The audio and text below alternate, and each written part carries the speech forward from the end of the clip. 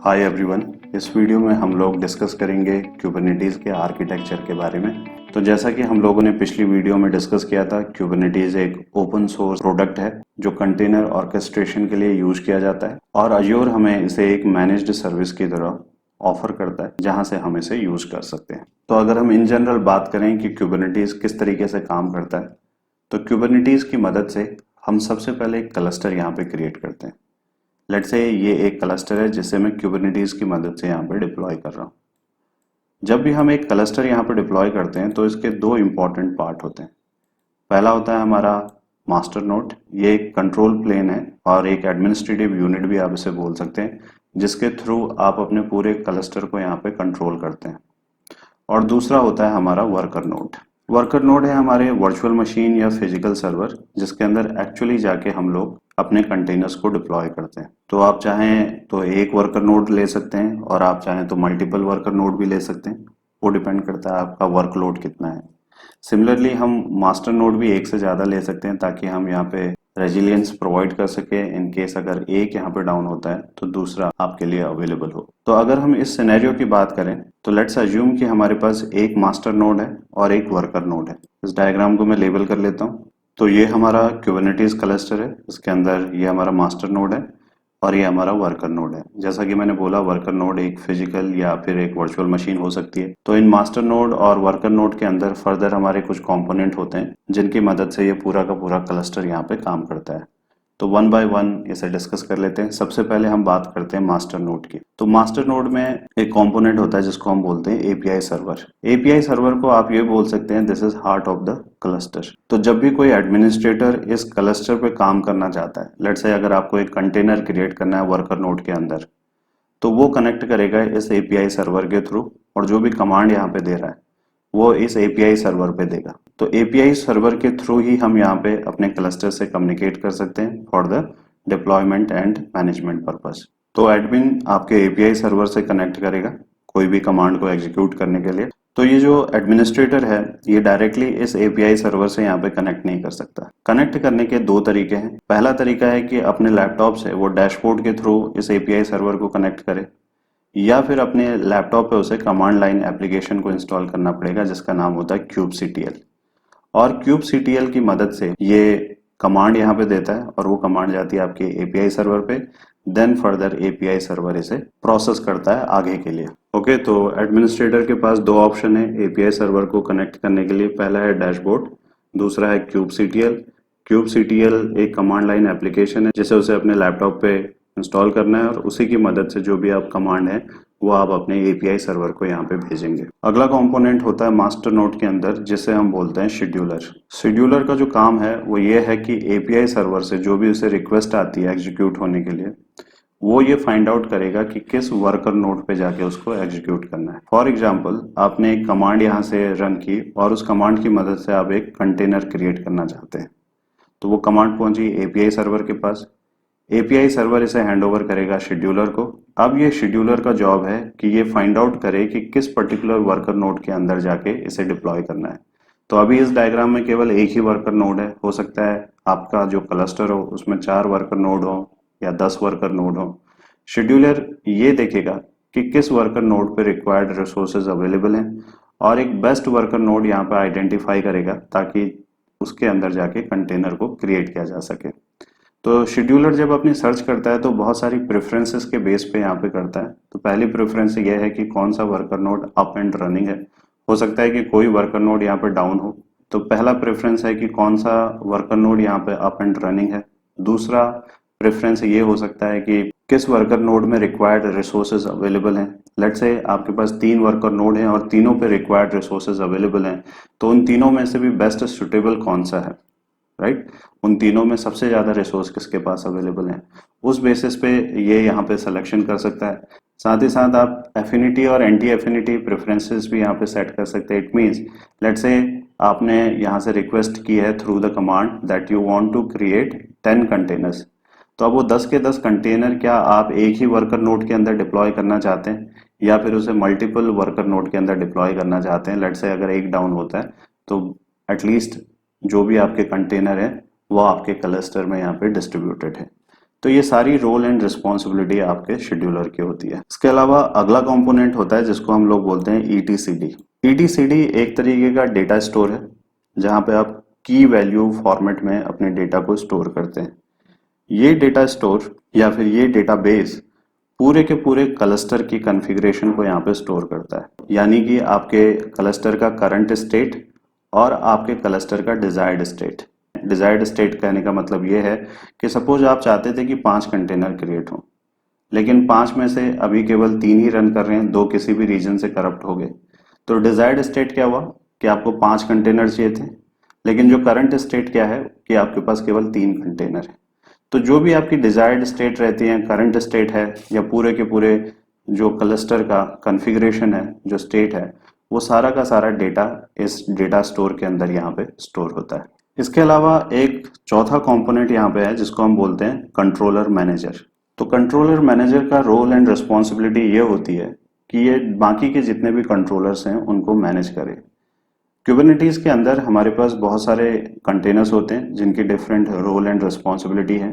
अगर कुछ एक कंट्रोलर की बात करें, लेट्स से हम बात करते हैं नोड कंट्रोलर की, तो नोड कंट्रोलर की रिस्पॉन्सिबिलिटी ये है कि कंटिन्यूसली ये चेक करे कि जो आपका नोड है वो अप एंड रनिंग हो। इन केस आपका नोड अप एंड रनिंग नहीं रहता है तो ये उसे नॉट रीचेबल डिक्लेयर कर देता है।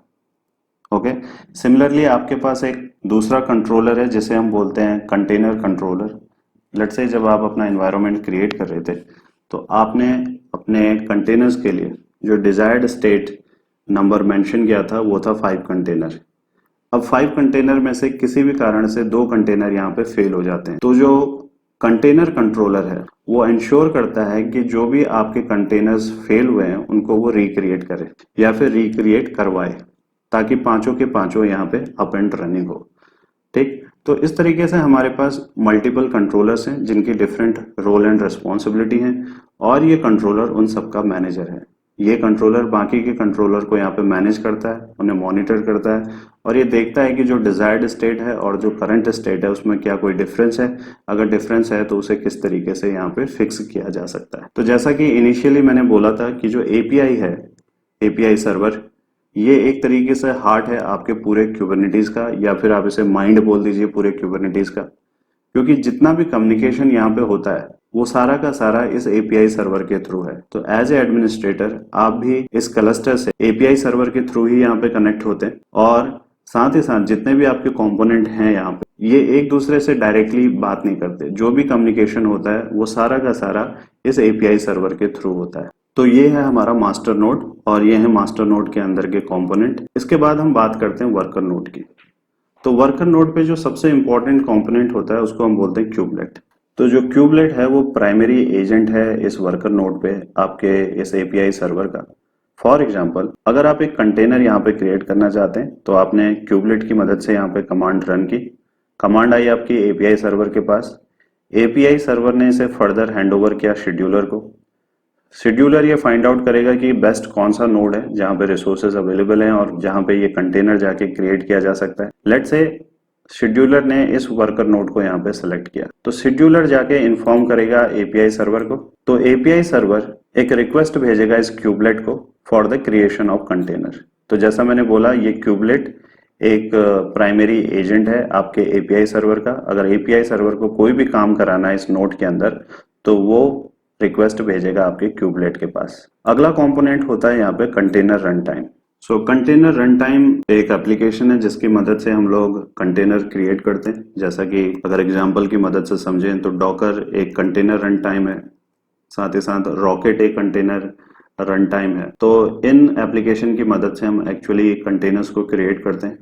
तो क्यूबलेट के पास अभी एक रिक्वेस्ट है कि उसे एक कंटेनर क्रिएट करना है और क्यूबलेट इस कंटेनर रन टाइम की मदद से उस कंटेनर को यहाँ पे डिप्लॉय करता है। तो जब भी ये कंटेनर रन टाइम किसी कंटेनर को यहाँ पे डिप्लॉय कर रहा है तो हम डायरेक्टली क्लस्टर के अंदर कंटेनर को डिप्लॉय नहीं करते। उसके लिए सबसे पहले हमें यहाँ पे एक पॉड क्रिएट करना पड़ता है। तो ये हमारा पॉड है और इस पॉड के अंदर फर्दर जाके कंटेनर यहाँ पे डिप्लॉय होता है।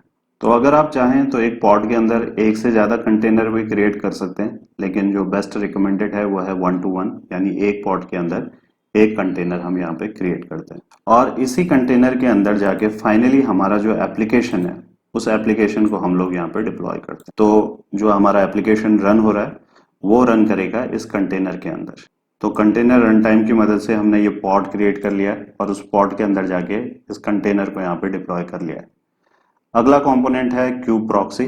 क्यूब प्रॉक्सी की जो प्राइमरी रिस्पॉन्सिबिलिटी है वो ये है कि जो पॉड अभी क्रिएट हुआ है इस पॉड पे जाके नेटवर्क को कॉन्फ़िगर करना है।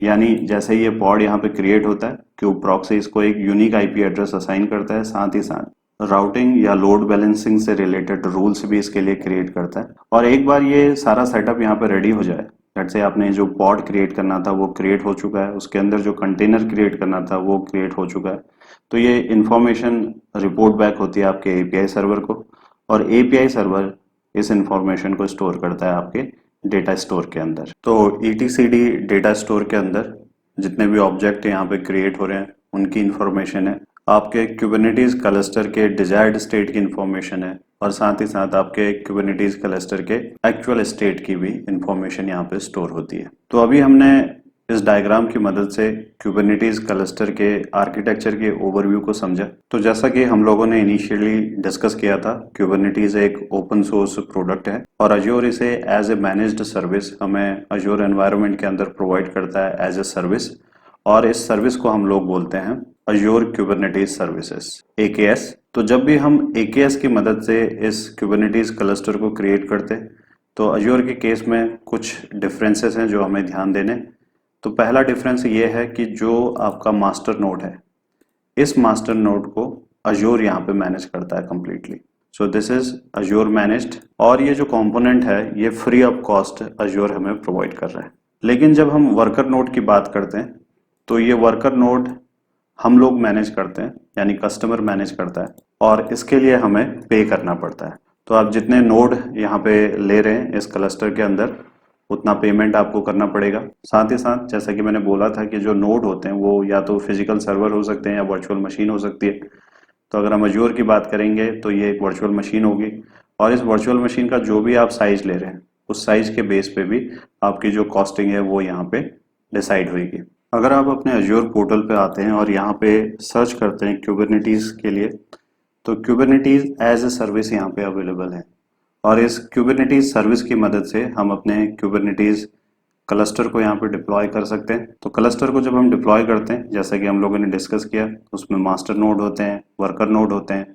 मास्टर नोड को कंट्रोल करता है आपका अजूर, लेकिन जो वर्कर नोड है, अगर मैं चाहता हूं कि मेरे क्लस्टर के अंदर 5 वर्कर नोड हैं तो मैं यहाँ से 5 वर्कर नोड सेलेक्ट कर सकता हूँ। इस केस में 5 वर्चुअल मशीन क्रिएट होंगी जहाँ पे मेरे कंटेनर्स को फाइनली डिप्लॉय किया जा सकता है। तो इस वीडियो में हमने कुबरनेटिस के आर्किटेक्चर को समझने की कोशिश की है। अगले वीडियो में हम लोग अजूर पोर्टल पे जाके इस कुबरनेटिस सर्विस की मदद से एक कुबरनेटिस क्लस्टर को क्रिएट करके देखेंगे, और साथ ही साथ उस क्लस्टर के अंदर हम अपने एप्लीकेशन को भी डिप्लॉय करेंगे। तो मिलते हैं अगली वीडियो में एक नई टॉपिक के साथ। Thank you.